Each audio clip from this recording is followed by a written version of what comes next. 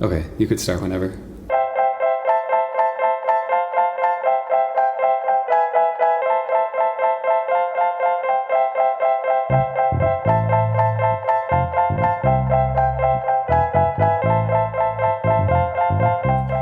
Welcome back to another episode of the Born Again Again podcast.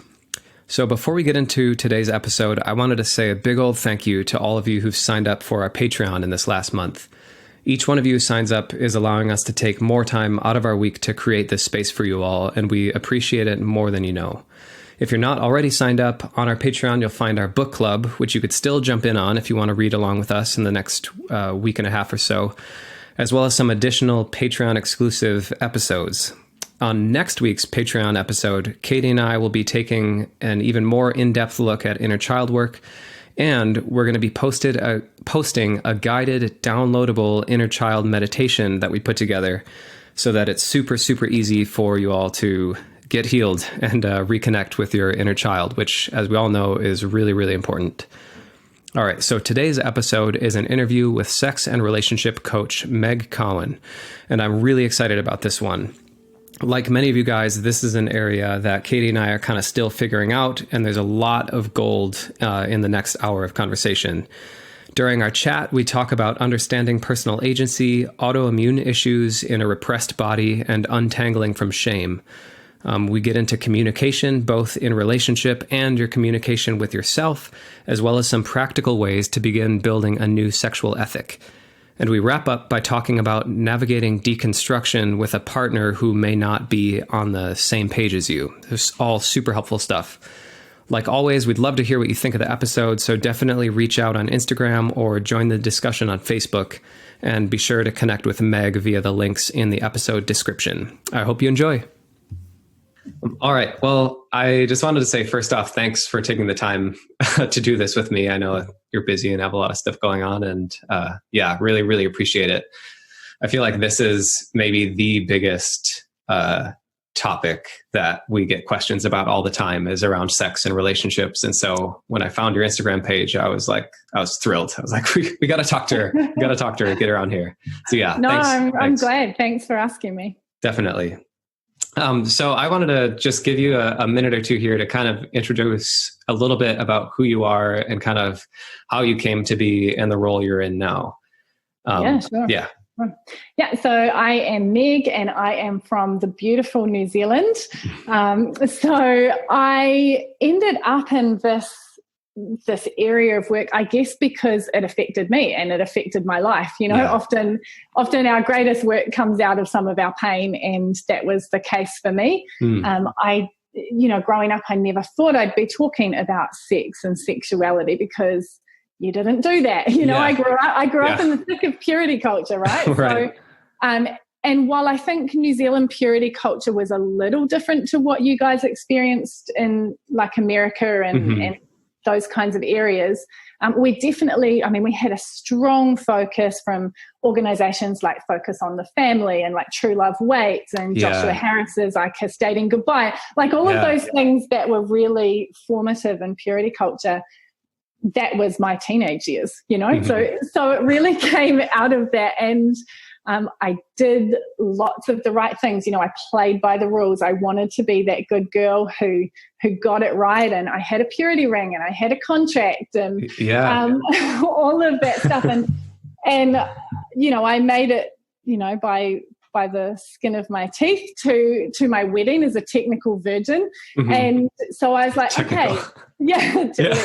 Let's not get into the because but I made it. And so there was like a feeling of, oh, I did the right thing. You know, I waited for penetration, so nice. So I should have all the blessings now, and you know, in my Christian marriage and my sex life. And that wasn't the case. Yeah. And that isn't a case for very many people who come through purity culture, and there was not really anywhere to go with that at the time. Like, you know, who do you right. to? Of course. So I guess that's how I ended up, or that's my backstory of why I think it's so important to talk about this. And then the other things that were happening around that were, through my 20s, I was married very young because purity culture. So same here. Yeah. So I was 20. I was a month off my 21st birthday when I got married. And then all of my years of my 20s were actually really kind of ruled by chronic pain syndrome. And I had a lot of sickness in my body and a lot of stuff that was incurable. And so there was that playing in there as well, the whole body situation and not loving and not trusting my body. And so all of that was playing in. And at the same time, my husband and I were working at an evangelical kind of church. So a Hillsong-esque church. Yeah. Not a Hillsong, but, that kind of vibe. So there was all those different things in the mix. And then I guess it was in my early 30s and coming up to my mid 30s when I started going, wow, this isn't working. Like the doctrine on purity has not actually given me great freedom in my sexuality. And it hasn't produced what I was always told it would. And even, my faith was so black and white. And I was like, well, the formulas don't work. I liked that. I embraced the black and white. That was part of who I was. I'm like, oh, it's not really working. Yeah. And then, the stuff around healing and I had some beautiful stories of amazing, things that happened around, people caring for me and praying for me in the community that I was a part of. And I'm really grateful for the way that people extended care to me and all of my story with that. But there was also a sense of dissatisfaction. Like I did all the things I was supposed to and it still didn't work how I thought it was going to. Right.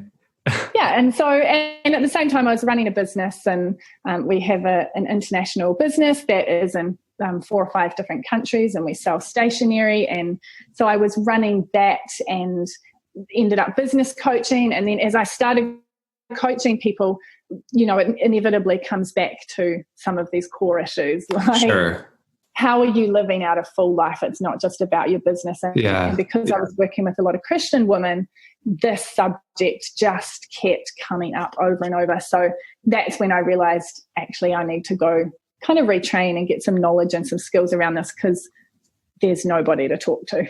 Yeah, and, at the time, I didn't know who there was to talk to.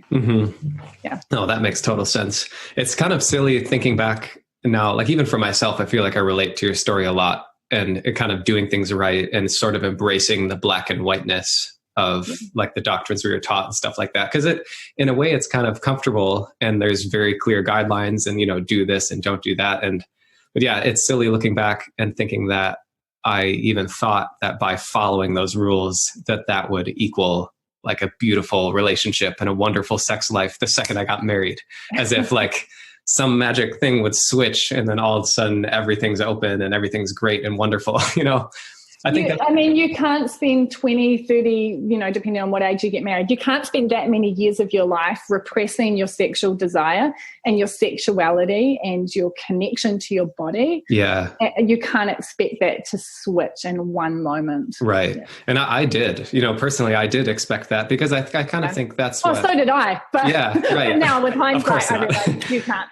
Yeah. But I mean, that's kind of, I think, what we were taught. We were taught that this is how it works. This is God's perfect plan. This is kind of the result of it. And this is how you have the best possible marriage and relationship. And so, when you go through it and then things start to not turn out as you expected, it can be really, I don't know, for me, it was really discouraging and kind of confusing because you're like, I thought we did all this stuff right. But like the practice, what's actually playing out in my life isn't really matching what my expectations were. And I think that a lot of people, myself included, I'll share a lot about, my relationship with Katie. I'll keep a lot of stuff kind of private as well, just especially since she's not here and I don't want to overshare or anything like that. But yeah, I can say for myself that we've experienced that big time where we kind of had a lot of expectations going in and at this point kind of just feel like there's just something like missing. You know what I mean? I think the area of sexuality doesn't feel as easy and as light and as natural as we now know that it could be. And so it's become an area where we're both like, you know what, we should we want to like optimize this in a sense, you know, like we really want to enjoy our sexuality. We want it to be easy. We want it to be free flowing, and we want it to be flourishing, and we want it to be a reflection of the way we live the rest of our life. I think for a lot of people, myself and Katie included, it just hasn't been a natural process since leaving our faith. And so, in the process of deconstructing a lot of other stuff, I think inevitably start to realize how much like shame and baggage we're carrying from all of those years, repressing sexuality and repressing all kinds of other stuff. But sexuality. Well, I think that however you deconstruct or reconstruct or reclaim, you know, and that looks really, really different for a whole lot of people. Some people deconstruct and deconvert and they're done and they're out. Some people deconstruct and then they hold elements of their faith or values, or they bring other faiths in, or, you know, so there's a huge variety. But I think what's true across however you do that process is that when you pull one thread, a lot of the other threads often go, you know? So for me, like the thread that I pulled was around sexuality, and I'm like, hold up, this wasn't right.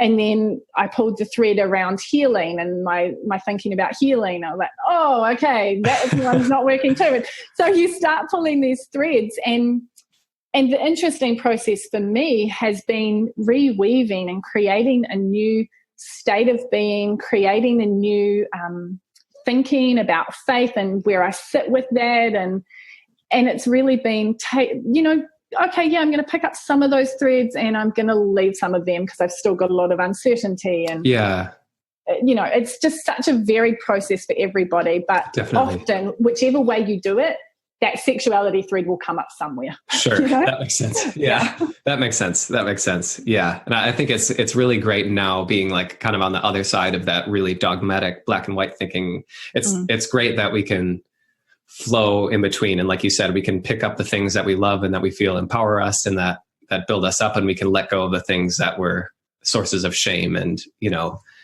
suppression and all that. And so, totally on the same page with you there.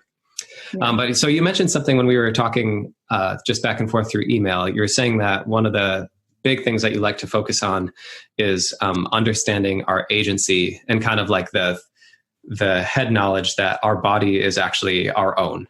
And I was wondering if you could explain a little more like what the importance of that realization is.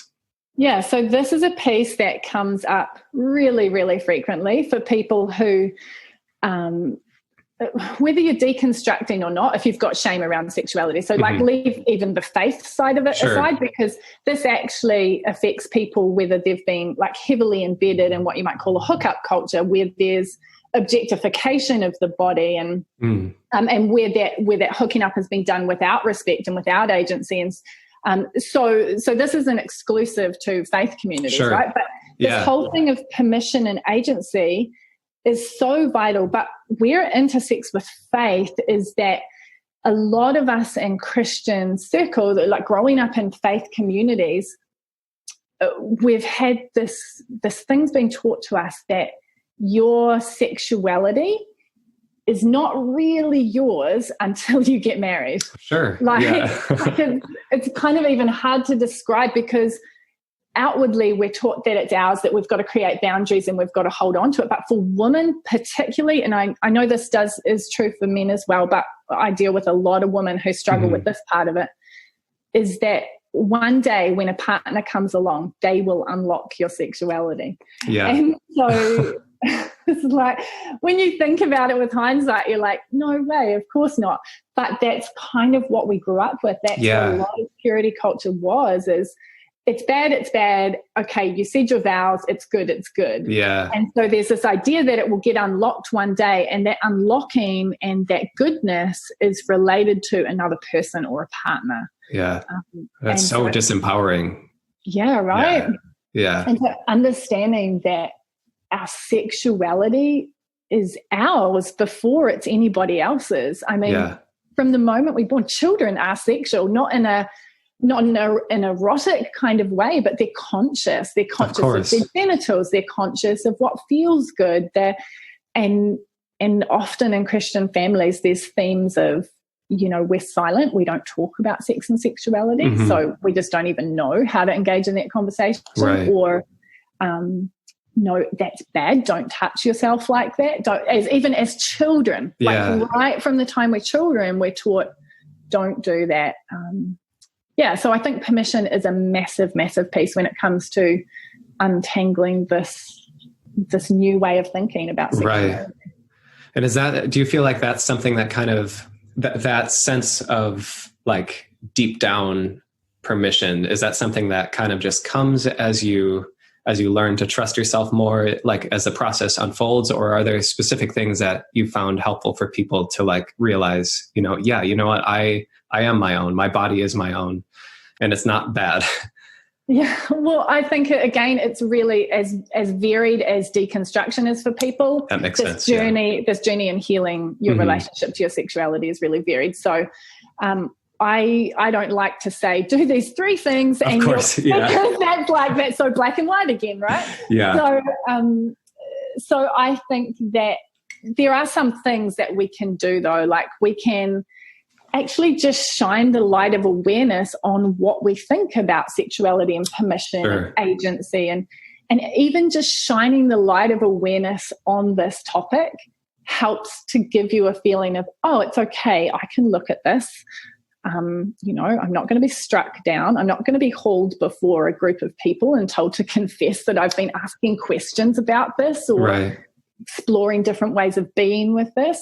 So I think just starting to look at it, like starting to get yourself some really comprehensive sex ed, because often for those of us in purity culture, we don't even, we didn't know the names of different parts of our anatomy. Of course, yeah. It was so shrouded. We missed out on a lot of that really, really important information. So it's different for different clients and different people depending on where they're at. But those are things that I look at, like, okay, do you know about your anatomy? It's okay to know about your anatomy. It's yours, So do we know about erogenous zones and the clitoris and the pleasure centers in our body? And so I think that's a really powerful place to start, is just go get yourself some great comprehensive sex ed.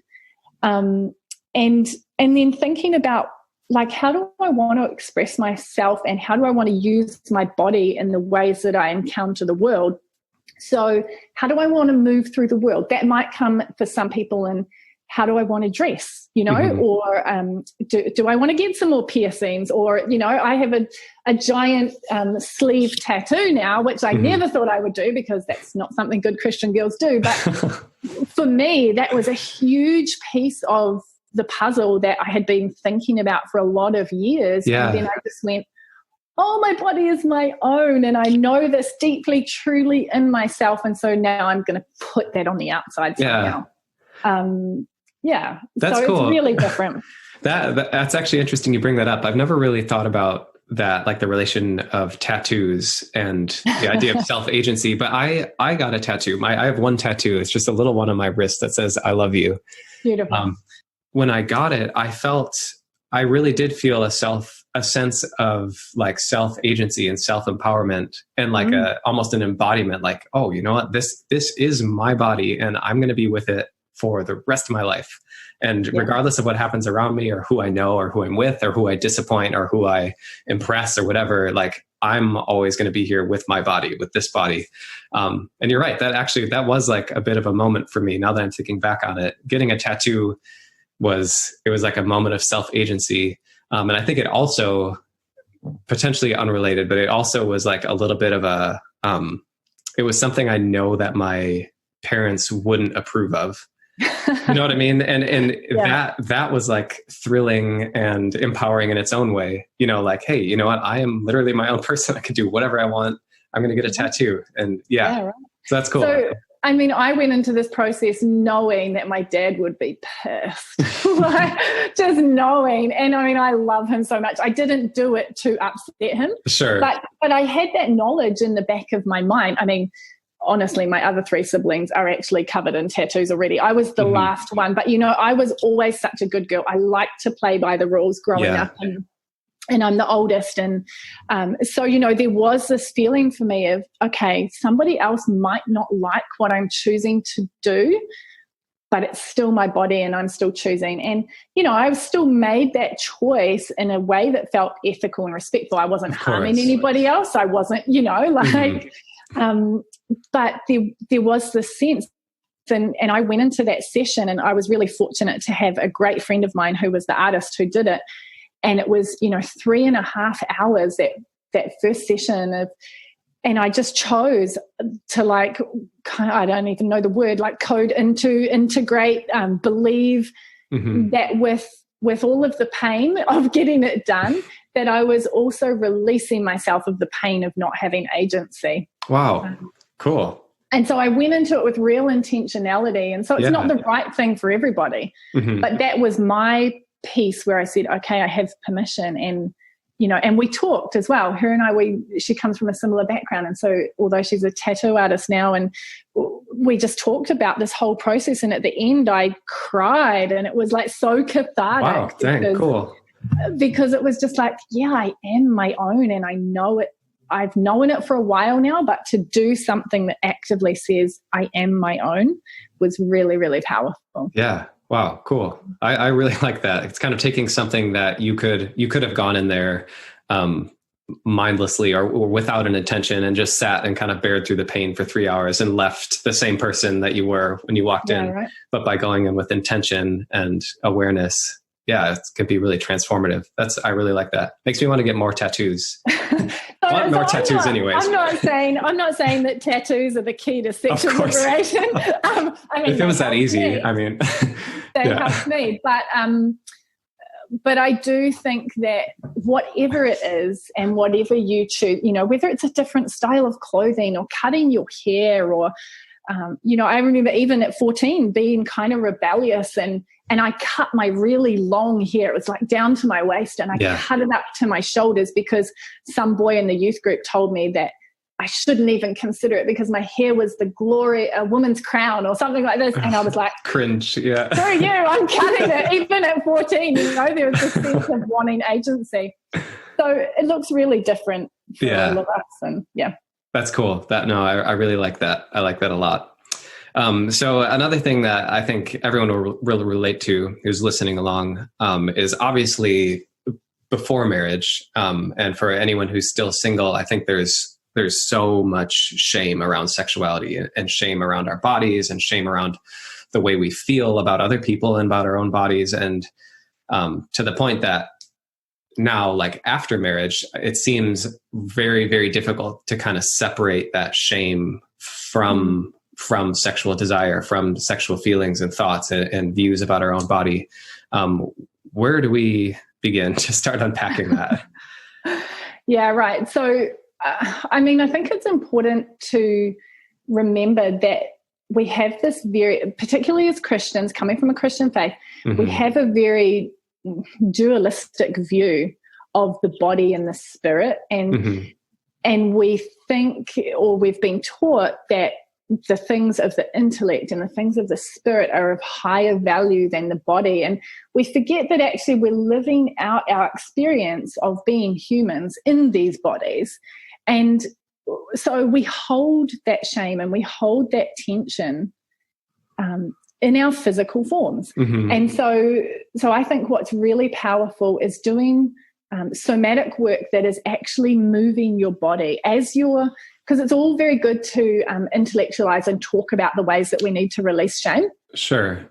But actually, I think along with that talking is movement, mindfulness, and that, again, that looks different for everybody. It might be some kind of yoga practice. It might be running. It might be, stretching or dancing or meditating, but some kind of movement as you're intentionally thinking and recreating new thought pathways about your body and about sexuality is really powerful, because we've held that shame in our bodies. We haven't just held it in our minds, we've held it in our bodies. And it's really interesting when you start talking to pelvic floor specialists. So we call them physiotherapists. I think you guys call them physical therapists.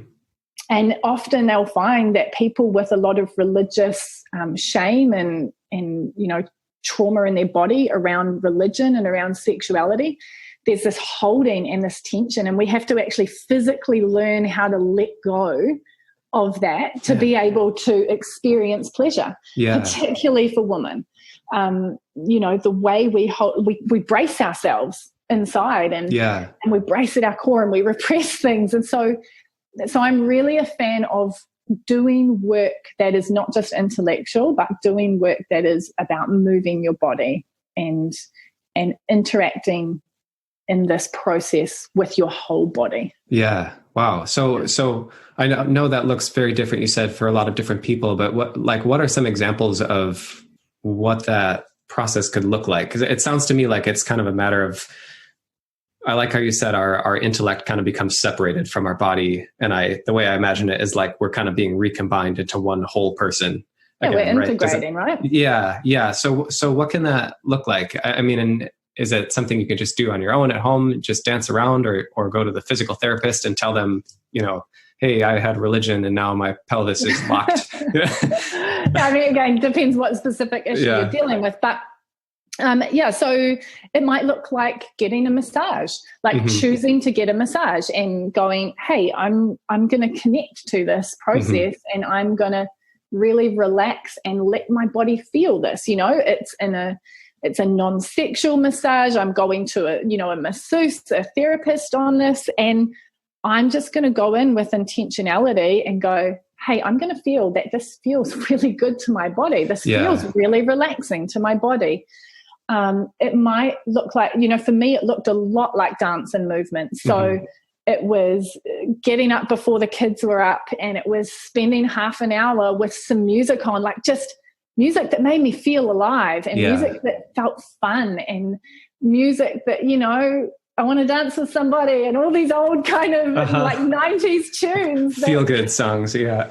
Yeah. And then sometimes it would be slower, and it would be a bit more sorrowful, really. It was about moving my body through what it was feeling.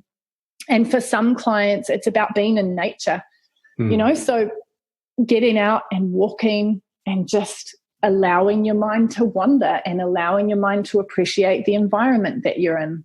Yeah. And feeling that as pleasure in your body, because often we think of pleasure as just sexual pleasure. And pleasures in picking up a newborn baby and the smell of them, and pleasure is in beautiful food, and pleasure is in walking hand in hand with someone you love, and pleasure is in doing a great job at something and noticing, hey, I did great there and I feel empowered and like I did a good thing. And there's all kinds of experiences of pleasure. Yeah. And so getting rid of the shame, I think, is reconnecting with spaces where pleasure's good and it's okay. Yeah.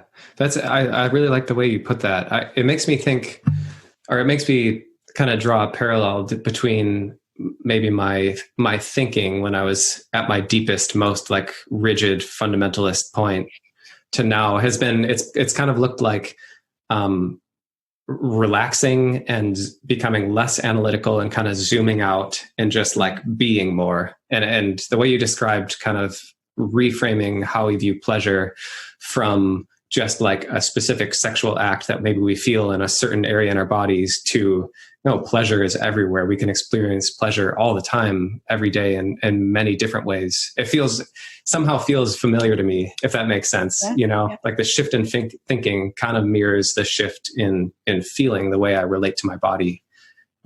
Yeah. I think what's a good point here too is that this is how it's really good to think about our relationship if we're with a significant other, is that pleasure isn't just about penetration. Like as people in faith communities, we've often been taught, like I said to you at the start, I was a technical virgin, we were taught that penetration was the pinnacle of sexual pleasure and goodness. I'm trying to think of the right word. Like, yay, you waited and you didn't have any penetrative sex until you got married. And that's what's going to be amazing. Yeah. And actually the process of rediscovering with yourself, but then also particularly in a relationship, pleasure is going, oh, wow, there's all these different ways that we could engage in sexual pleasure. Yeah. So just like we can engage in all different types of pleasure in the world around us,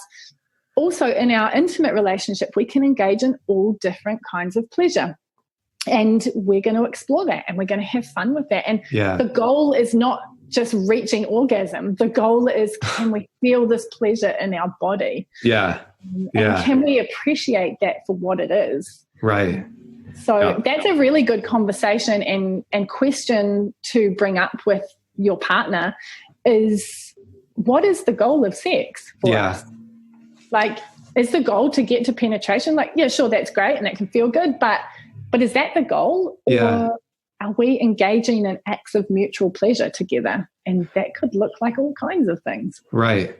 Oh, that's a good point too. And it kind of leads into what I wanted to talk about next was I think another problem a lot of us people who came through purity culture have is just communicating with each other about sex and sexuality. Because like you said, in my family, it was super hush hush. And I think even if you're not in a religious family, I think that a lot of people's parents felt really awkward talking about sex. And and so you grow up and it's all stigmatized your whole life. And suddenly you're married and now you're supposed to understand how to communicate what you want and how to know what even you want and all of that. And so, I would imagine that communication is a skill that kind of needs to be relearned in this process. Absolutely. I mean, I get it. I have an 11-year-old and a 13-year-old. Mm-hmm. I get it that as a parent, you're like, oh, do I really want to have this conversation? And, my son, they know what I do for work. They know. And so there are some times when I will get the eye rolls and I know, Mom, I know, because we're talking about consent or pleasure in your body. And it's all very age appropriate, but I get it why it feels difficult to talk about it now, because it was awkward, but there was then this layer of silence or shame around it that came with purity culture. Sure. And so I think, like, just for me and how I try to normalize it with my own children is we use correct anatomical names. Like we're not scared of saying penis and vagina, and my daughter knows the difference between vagina and vulva and all the different parts of her anatomy. And, like normalizing those things, even in your relationship, normalizing using correct naming and normalizing, hey, I need to go to the doctor and have a I don't know what you guys call it, like a pap smear that women have to have, just not shying away from those little conversations where you build just a little bit of bravery, like, I'm talking about something that's related to my reproductive health and my sexual organs, and I'm just building a little bit more comfortability in using that kind of language. And I think that's one part of it.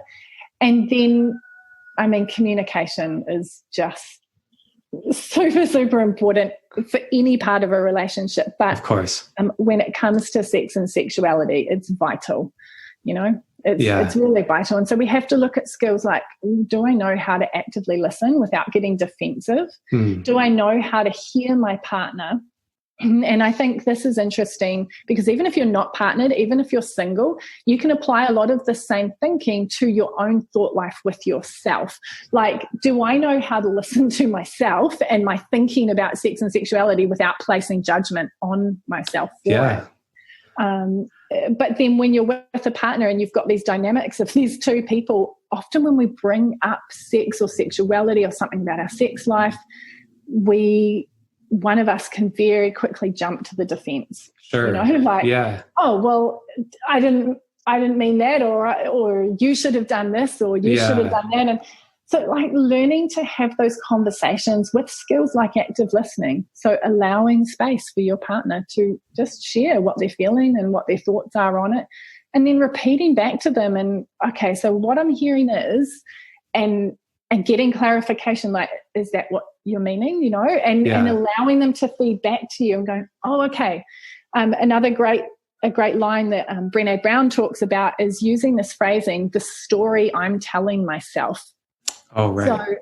So this is powerful when you're trying to listen to your partner and you get defensive because you're like, what do you mean I didn't do that well? Or you don't like what I did? Right. And going and being able to say, okay, wow, I really jumped to the defense there, because the story I'm telling myself is, maybe it's that I'm bad, or that I'm naughty, or that I'm not desirable, or that my body is not okay, or, it could be anything. And when your partner gets to hear the why behind it and the heart behind it, and this is bringing up pain for this person that I love, because the story they're telling themselves is that they're not good enough, or the story they're telling themselves is that their body is bad, or so I think those are some practical, really powerful tools that you can use in a partnership, is learning to actually actively listen and have conversations in that way. Yeah. And then using that idea of looking at what's the story behind this that I'm telling myself. Yeah. Oh, that's a beautiful way to look at it too. And I love that, like the skills that we'd be developing and learning active listening and learning how to communicate about our sex life better, obviously are extremely applicable in every other area of our life as well, And so I kind of have this idea that like the quality of my sex life will directly reflect the quality of the rest of my life. Or I guess the more I'm growing away from my old way of thinking, the more I'm realizing that I'm a whole unified person, and that I can't be like amazing in one area of my life and the other area be like a dumpster on fire. It just doesn't work like that, So I think it's really encouraging for me to hear that, some stuff that will improve any relationship, like improving your communication. Well, of course, that will also improve your sexual relationship. There's not necessarily a distinction. And I think maybe that distinction and kind of holding sex and sexuality as like this other different topic that we kind of keep over here, while everything else that's more kosher we'll keep over here. It helps me to be aware that I don't need to keep that stuff so separate. Sexuality is just a part of being a regular person, and we all deal with it. We all have it. We all can enjoy it. And I think as well, there's a really cool point there that you can look at your relationship and go, well, where are we strong and good at doing something together? And how can we use that strength and bring that strength into our sexual relationship? Yeah. Like if there's a way that you guys are really good at talking, like, for my husband and I, it's when we go for a walk. When we walk, we're awesome at having discussions about difficult things, like maybe whether it's finances or parenting or things that we want to do. Yeah. We're good if we're walking. We're not so good if we're sitting down in the bedroom or at the kitchen table trying to have that same conversation. So bring that same strength to your conversations about sex and sexuality. Those conversations don't have to just be in the bedroom. Now, you might not want them to be at a cafe with other people around, but think about where can you have those conversations that are not just in the moment as well. Like get good at talking about your sex life and your desires and your pain and your preferences and all those sorts of things in ways that work for you in other areas. Yeah. No, that's great. It's funny because I feel that in myself so much. I feel like I'm pretty conscious of a lot of the stuff that we're talking about. Not that I'm arrived or anything like that by any stretch of the imagination, but I feel like I'm conscious of this stuff, but I still find myself feeling like anything around sex is kind of a taboo topic. Like if I think about having that conversation, it still puts like a little bit of a twist in my stomach. Obviously much less than it would have 5 or 10 years ago, but it's still there. And it's just really interesting to me how that still has a little bit of a grip, and I think I feel encouraged and like empowered to have those conversations a little more openly and freely in my relationship. And I can totally see how that will make a big difference. And even just your awareness that kind of creates a little knot in your stomach means you can work with that. You can breathe into that. You can move through that. You can, go for a surf or a swim or whatever it is that you do. And you can allow yourself to feel that and go, I feel the excitement that maybe this could be better, but I also feel the fear that maybe I'm going to be bad or naughty if I talk about this. Right. And so I think awareness is really huge. Yeah. And that balance feels so key to me, like the feeling and not necessarily having to have having that feeling have so much importance, you know what I mean? Or like trying to get rid of it or trying to necessarily do anything with it, but just the fact that I'm feeling a feeling right now and I'm aware of it, and it's good. It's good that my body can tell me things. It means that there's something there. Another like really big part of this as we're trying to heal and recover is kind of reimagining what a healthy relationship can look like. And I think you mentioned when we were talking back and forth about the importance of creating a new sexual ethic. And I'm curious to hear what you think that process can look like and why that is so important to kind of redefine what we're going for. Yeah, right. I think we know that the old way that we were taught is kind of broken. It didn't work. And you mean like hiding and feeling shame and not talking about it and all that? So pretty clearly that didn't work for a lot of us. There are a small percentage of people who that does work for. Sure. Like purity culture did work for a small percentage of people, and they did go into their relationships or their marriages and feel free and great and fine. And so awesome. That's lovely for them. But for a lot of us, it didn't work. Yeah. So I think that when we think about a new sexual ethic, we have to go into what we value. And that may come from some of your faith structure that you've had before. Again, deconstruction, we're all doing it differently, right? Yeah. So for some people, they're going to pull from their faith structures and values that they feel are important there, you know, goodness and kindness and compassion, and how those are outworked with a faith spin on them. For some people, it's going to be looking at, you know, medical things and like, how do we do this in a way that's healthy for our bodies? And so there's all these different things that we can pull into creating a new sexual ethic. So that whole thing of health and sex ed, you know, I really think that that's something that we missed out on with abstinence only teaching. Yeah. And so we need to pull that one in and go, okay, how do I engage in sexual behavior? You know, whatever state you're in, whether you're single or dating or partnered or wherever, how am I going to choose to engage in sexual behavior in ways that honor things that I believe are important in all these different areas? So how am I going to engage in a way that is really healthy? You know, so I'm using protection, or I'm using birth control, or I'm thinking about checking in with my partner if there's any, you know, if it's not someone you're married to. Like, I'm thinking about checking in with those people and going, okay, my health matters to me, and so I'm going to think about that, and I value my health, and so I'm going to ask some questions around that. Or you know, for some people, they do value waiting until a point of commitment or a point of marriage. And that's like, I'm not here to tell anybody that you should or shouldn't do it any particular way. Of course, yeah. What the work that I do with clients is going, okay, what do you value? What do you see as really important? How do we value, you know, the humanity of the others that we encounter in our sexual behavior? Yeah. And so pulling together a new sexual ethic is about not just looking at sex in this one narrow way that we've been taught through purity culture, but really opening up our view and opening up our thinking and going, oh, there might be other things that I want to think about and include here, and there might be some things that I want to drop and leave behind.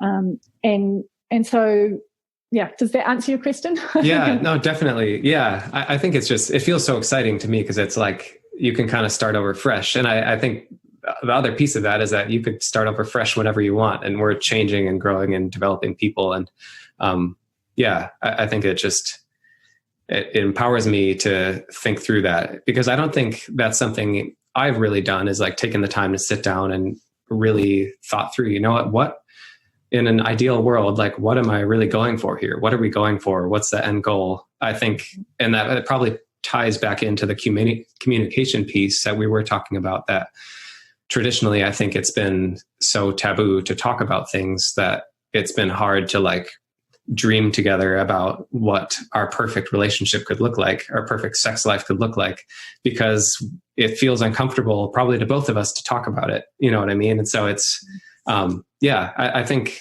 everything you're saying, it just makes me remember and realize that everything is connected, and that if we can get really good at communication, that's going to have a cascading effect down to everything else. And if you can learn to relate to your shame and start to separate your shame from who you are, then that's going to cascade and affect everything else. And Yeah.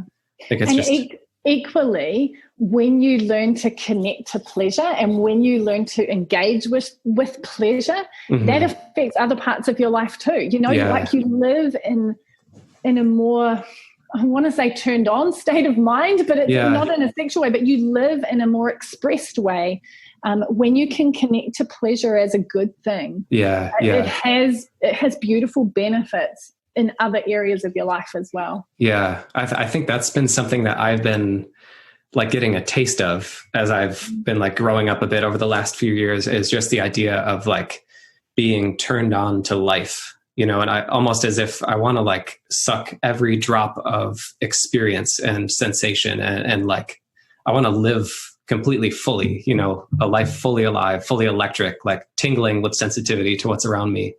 And embodied, right? It's about it's that whole integration and embodiment that's so powerful. Yeah. That's great. That's super helpful. And I feel like I feel super motivated. I'm going to get off this call when we're done and go and tell Katie everything we're talking about. Like, hey, we need to go on a walk. We need to improve our communication. We're going to do so much stuff. It's going to be so much fun. So yeah, that's all. It's really, really good. I think, can I add in there as well? You said it's going to be so much fun. I think that's a really important piece to remember, is because often when we were in purity culture, we lost the sense of fun and chemistry, like the thrill of sexual tension with someone, the thrill of chemistry with somebody, instead of being fun and like full of curiosity and goodness, it became shameful and dirty and naughty. Yeah. And so that's something that often, if you're a couple that has come through purity culture, or one of you's come through that, reclaiming the sense of fun around your sex life it's so beneficial, and it's good to be intentional about how can we make sex more fun. You know, yes, there's times when it can feel sacred and beautifully intimate and emotive, but also there's like funny sex too. You know, there's awkward sex sometimes, and like bring the range of expression to your sex life. Yeah. Even you like giving me like the permission to think of it that way feels really validating and freeing, because I think that's like a message that we definitely didn't hear as we were growing up and as we're going through all of this. So yeah, it feels so good to hear that, you know. Good. I'm glad. Yeah, definitely. So if you're willing to share a little bit, I would love to hear a little bit about how you and your husband have kind of navigated differing faiths. And so this has taken a little bit of a detour from what we were talking about before. But so that's another big question we're getting all the time. And a lot of people who listen to our podcast are kind of dealing with is one person is starting to have questions about the faith that maybe they both shared when they were starting the relationship. And now there's a big disparity, and the whole, you shall not be unequally yoked verse, like that comes up, and that becomes a real problem, you know? And so I'd be curious if you'd be willing to share a little bit of your journey in that area. Yeah, sure. So I think I'd start by saying that I don't think my husband and I currently share different faiths. Like there has been, but I'll share a little bit about that kind of process and how we've ended up where we are. And with an awareness that, you know, we're still growing and evolving together and as individuals. So, you know, this could move and change over the years. But I think, and I was actually talking to my mum about this, because my mum, her and my dad met not being Christians. So they met at 16 and 18 or whatever it was, and had this whole life together and got married and then became Christians, and then went through their experience of being Christians. And then when I was 10 to 12, around that time, left the church themselves. So I say to people, I've been deconstructing since I was 10, guys. Like this has been a part of my life for a long time. So my teenage years were filled with a home that was full of these deconstruction type questions. But they still have a very strong faith. They just don't identify with any church related things. So there was always this, I was talking to Mum about it, and she was like, well, we had a relationship pre-faith. And the difference for me and my husband is we came to our relationship both, you know, kind of in evangelical Christian circles. And so faith was a very foundational thing in our relationship. And what was important for me was going back and remembering I love you, or I fell in love with you and still love you for so many things that are not just the faith piece. Yeah. You know, for your creativity and for your humor and for your beautiful work ethic and for how you parent our children so amazingly. And, you know, because you're hot as square jawline, but I was 18 and I still love, you know. Like, these are things that are good to remember, that there are reasons usually why you fell in love with somebody that is separate to the faith piece altogether. Yeah. Now, you might have loved and valued their conviction that they were like a man of God or a woman of God or something, and that's fine, but it doesn't have to be the sum total of why you love somebody. Yeah. So then it takes a bit of the pressure out when you're having these discussions about faith, and it gives you a little bit more stability, because often, and, you know, him and I have talked about this, as I started to have a lot more questions and I was bringing up these things and I was like, I don't believe men are the head of the household anymore. And so we tackled that one, and then I don't think this anymore, and I've got questions about that. And so we had to go on this process of being really honest and saying to each other, when you don't agree with me, it kind of frightens me and it scares me. And so having the conversation about, we're honest about that, and we recognize that that is a difficult conversation to have, but there are very, very many underlying things about our relationship that are good and true and solid, and we love each other. And for us, you know, we're in a marriage and we're committed to that marriage, you know, we love each other.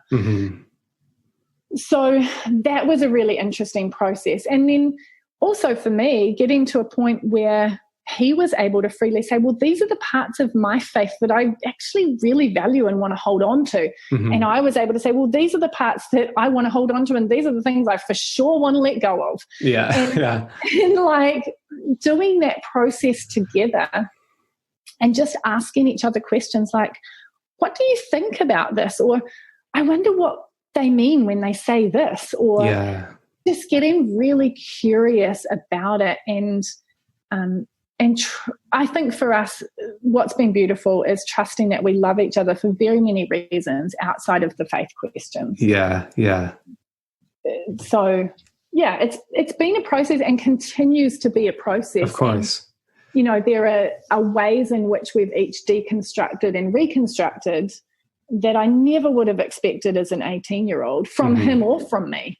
Right. You know, when we first kind of laid eyes on each other, and then, you know, you just don't think in your early 20s that somebody would ever change something that is so foundational. Right. But it's been a beautiful thing to realize that we love each other through all of that. Yeah. Do you feel like your relationship has benefited from going through that process? There's been times when I would say no. Like, no, Sure. We are not benefiting from this process right now. We are for sure at like loggers about these things. But I think anything that makes you get better at communication, anything that makes you get better at sharing your heart, anything that makes you get better at loving and caring for somebody, it's got to be good in the long term, right? Yeah. And I as you were talking, I was thinking, you know what, it sounds like such a beautiful way to approach the issue, because I think for a lot of people, and even for me and Katie included, when Katie was the one who first asking questions, like kind of having doubts and asking questions. And when she first started asking me that, it was like, for me, it was like immediate walls go up. I'm like freaking out inside. I don't want to lose my faith. I know she doesn't want to either, but I'm not prepared to help her. And it's like kind of just a lockdown right at that point. Communication is not, it wasn't increased between us. It was definitely kind of, the pressure was put on it, I guess I'll say. And I think that for us, it felt a little bit like we were sort of just like tumbling aimlessly down a hill and bumping into trees and rocks along the way as we went down. But I think it would have been so helpful if we would have had really, really clear communication in the beginning. And even that conversation you were just mentioning, for the very start, if we could have connected at the very beginning and said, hey, you know what, like, what are the things that we really like about each other outside of our faith? Like, what are the real reasons why we got married? Because that was something that I think Katie and I figured out like 3 years after we started questioning all of this. So, we went through all of it and got depressed in the process and all kinds of stuff. And then kind of realized, oh, you know what? We actually do really like each other. And like, faith was a huge part of our marriage when it began. But like, there was also a ton of other stuff. And that realization was really beautiful for us to realize. It almost felt like it breathed life back into our relationship. And in some subtle ways, it felt like we were starting over fresh again. And it was like, oh yeah, like, you're this person that I like for this reason, and removing the faith as a key component of our relationship really helped things. But yeah, I'm just thinking, like, if we would have started off having that conversation before going through all of this, I would have felt a lot more secure. And I think we would have felt like much more supported by each other as we had these questions, rather than feeling like closed off and scared and shut down, Mm-hmm. And I think for me, there was incredible power in, being in my early 30s and going through this process, and then choosing my husband as a 30-something-year-old versus a 20-year-old. I'm like, How much more do you know and understand? And that, people are going to disappoint you and let you down. And yet I choose you now as whatever age I am.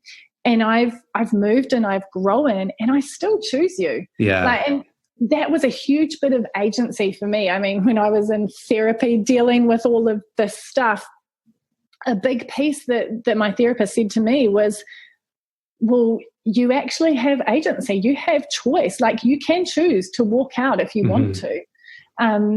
But what do you want now, now, in the present? What do you want? Why do you love this person? And for me, when I made that choice, like I often I was joking with a friend that, like, I kind of wish we could get divorced and then like remarried again. And I guess in my head, that's almost what I had to do. I had to. And like, that's not even on the cards for us because we love each other and we're committed. But I did have to kind of go, okay, if I was meeting you again, fresh slate, whole new situation, would I choose you? Right. And for me, that was powerful to go, yeah, because there's these very, very many things that I love about you. So many things that I value and see as important. And yeah, so it was a powerful process to re-choose him. Yeah, definitely. We went through something similar where it felt like we had to consider the fact that divorce was actually an option for us for the first time. Whereas, as the type of Christianity we were in, like, divorce wasn't even on the table. It wasn't like the word might as well have not existed. You know what I mean? And so, that process was obviously really hard, and it was hard to think about the fact that maybe we aren't right for each other. And I honestly think, I know in a lot of people's cases, you may not be right for your partner. If you started your relationship in a really closed down, dogmatic, certain way of thinking, I think maybe there is a possibility when you start asking these questions that maybe you would be better off ending things and kind of starting fresh. But of course, that's for each person to come to their own conclusions about, and it widely varies. And I think that when you're thinking about those sorts of things, it's really important to remember that you are in the middle of deconstructing and rethinking a lot of things. Yeah. And I do see that people do this really big pendulum swing. And, for some people, that's part of their healing and that's part of the process, is they have to do the pendulum swing and then come back to some kind of new way of being and engaging in relationships and sexuality and all that kind of stuff. So, like, there's no judgment here if that's been your path. But I do think that we can, like, if we forget that we're in this state of flux and the state of curiosity and the state of growth, like, sometimes I do think that we can make decisions that we might regret later. Yeah. Oh, that makes sense. I think it's trying to hold all of these different things. And, I used to be so black and white. And I think that what my process of evolving faith has been is learning to hold all these different things in my arms and go, I don't know all the answers to all of these things. And I'm just going to gently sit with them, and I'm going to gently look through them, and I'm not going to make wild, drastic decisions. Yeah. While I'm still working through this. Yeah. You know? Yeah. And I think that's something that comes up with the couples that I work with relationally, and I often find myself saying to people, you actually don't have to make a decision right now. Like, give yourself the time and the space, and whatever your decision ends up being, that's your agency, your choice, as a couple and as individuals, you'll come to that place. But like sometimes we think we have to make that black and white again. Yeah. You don't. You can sit with uncertainty. Yeah, it's so tricky. I feel like the black and white thing, I find it comes up so much for me, and I catch myself constantly like thinking of things in that way. And it's just been a process of kind of learning to live in the unknown and just being able to rest and wait. But I love that advice. You don't have to decide right now. And like you said, I think it probably is not the correct time to decide when you're in the midst of like your entire worldview crumbling around you and everything you once knew as true is now up in the air. Like, you're probably not in the best place to make a decision. It's a good reminder to give yourself some leeway there. Yeah. And along with that, trust that if you have made a decision and you have swung in one particular direction, like, that's cool too. There's learning there, and just be kind to yourself in the process. Yeah. I love that. And kind to your partner. Yeah. All right. So if for anyone listening who's hearing all this and they're like, oh my God, I need to talk to Meg. I need to work with her. I need her to help me. What's the best way for people to find you, to start to work with you, to get in touch with you, all of that? Yeah. So I think the first thing is jump on Instagram. So at Meg C. Cowan. So there's 2 C's in there, Meg C. Cowan. And there's a bit of, stuff that you can read and information and things, and you can reach out and DM me there, or my website is megcowan.com as well. So there's plenty of stuff there. Cool. Awesome.